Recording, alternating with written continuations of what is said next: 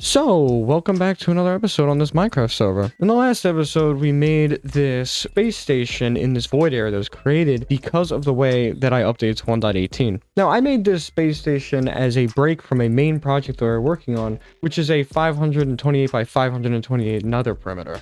Now, you might be hoping that I worked on this project in the time that I've been away, and the answer is no, I haven't. But in this episode, I plan to build something that will help to finish the nether perimeter project. So on the server, as you may know, we do have a furnace array. It's covered in wool and shulker boxes. I really have no idea why, but it's a little bit really broken right now. I actually don't think it'll smelt properly at all. I don't really know what's going on. I guess we're using birch slabs for fuel. Yeah, very strange, but this was designed by Mango and it worked great, and I don't know what happened, but it stopped working. Probably some items got like stuck somewhere or something like that. But when going to fix this, I realized that it's probably better to just upgrade the entire thing, because we're going to need multiple hundreds of thousands of glass to cover the entire bottom of the perimeter. So smelting it on this, which is roughly 60-ish times speed, is just not feasible. It's going to take so long. So that's when I came up with the idea to just completely redo it and make it faster. You may have recalled a live stream from a little while ago of me trying to design one, and it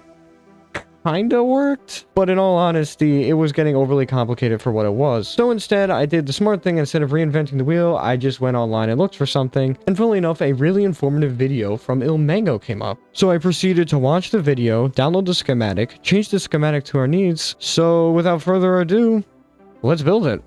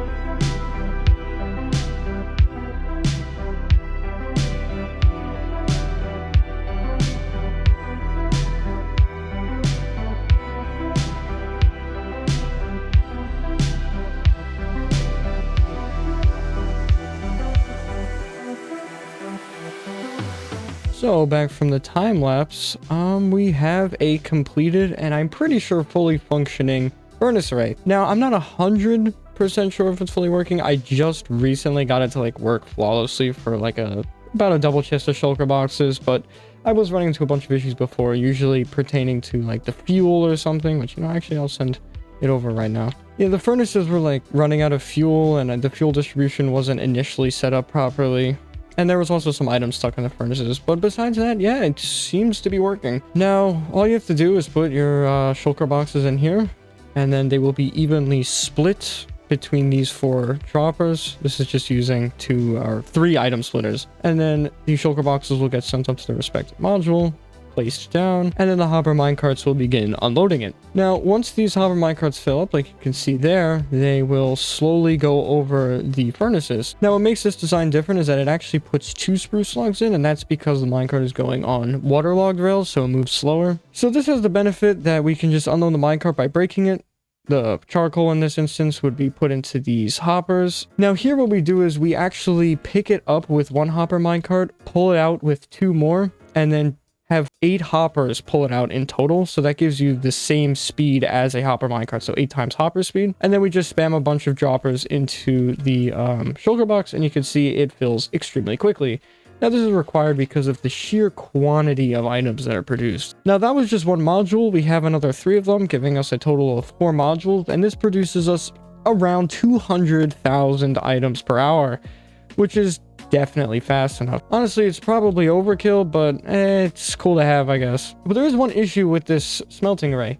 It's too fast. It is designed to be efficient with really large loads, so multiple shulker boxes worth of items, which is not really feasible at all times in the game, because what if you just want to smelt, like, I don't know, a couple stacks of sand or something? And this leads me to the next section of the video. Since this furnace array is just way too fast for just normal application, I wanted to build a smaller one in this area here, maybe like 20 or 50 times speed. Only issue is that there's not very much room here. But let's see if we can figure this out on the creative testing world. So I'm not 100% sure how I'm going to go about this, so I'm just going to start trying and see what happens. So because there's this wall here, I think we have open space back here, and I think this is where the actual furnace array will be. So I think this could be our fuel chest, this will be our input, and then this will be our output. It's going to be a little hard with this here, but I think I can figure it out. So it looks like I can kind of move this around how I need, and it shouldn't really be a problem.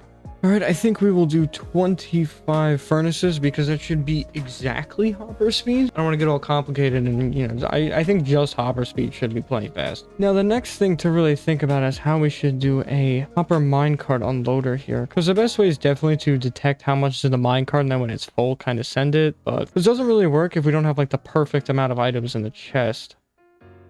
Maybe I'll just have it on like a set time interval kind of thing. All right, now theoretically, this should be a working design. It doesn't look great, I'll be honest, but for a little attempt here, I think we can give this a shot. Place it in here. Okay, they go off. All right, and all the furnaces are smelting. And I should sit here and wait. A little bit too short of a wait. Actually, this could be... Do I have like really good timings? I have like the perfect timings every time. No, I don't. It needs to be a little bit longer. But I mean... Yeah, I mean, that looks good. Let's see if it's building up anywhere. There's a little bit of build up here. I mean, it theoretically should never completely jam up. All right, let's give this a little tick warp, see what happens. Okay. Now is this building up at all? Nope. Okay, so I was right. This will not build up. This is perfectly hopper speed. Okay, now I think I might just try to make this like, just make it better than what it was before. And yeah, I mean, just give it a couple of improvements. All right, so I think this is the final result. It's pretty small and it fits in this area very well. So all you have to do is put in your food or smelting item of preference, and then I thought I'd have it so you can see it working, which I think is pretty cool. And I have the timings pretty sharp, so it should be almost a constant flow on this side here. The initial one will be off, but later on it should be a constant flow. As you can see, after a few runs of it going by, it now will always be at a nice consistent speed. So if you want to know the things I changed, obviously I made this look a little bit better. One major thing I did was change the colors of the concrete because it's getting a little bit confusing in here. So I have to try to be able to understand what's going on. So I decided to change the colors. I also made the rails a little bit smoother, composters around, and now I think it works pretty well. I would say this is definitely ready to build up in survival.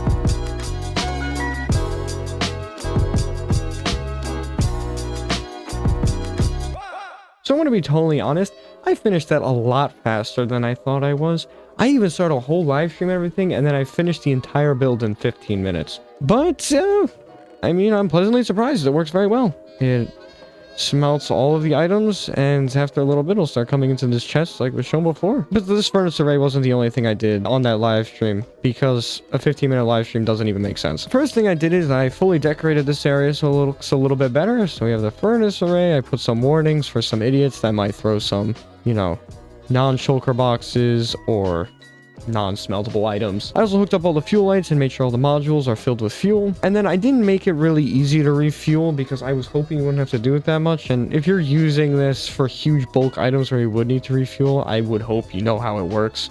So all you have to do is go through this painting here, and then you can just walk back into the refueling area and refuel as necessary, which we really do not have to do at all right now. I then over here also did a little bit of redecorating, so this looks a little bit better. The shulker box room, I think, looks quite a large amount better, especially with these barrels. I don't know, barrels, I always like the way they look compared to chests, and they're also not laggy because they're not block entities, so it's a double win. One thing that I didn't do is add chunk loading at the bottom here, which could be problematic, but I mean, all we really have to do is stand around and wait for it to finish, which for how fast it is shouldn't take too long, so it's not a huge deal, and chunk loading can be very finicky, and it takes a little bit to make sure you get it right, so it can be annoying. But yeah, with that, I think I'm gonna end off the video here.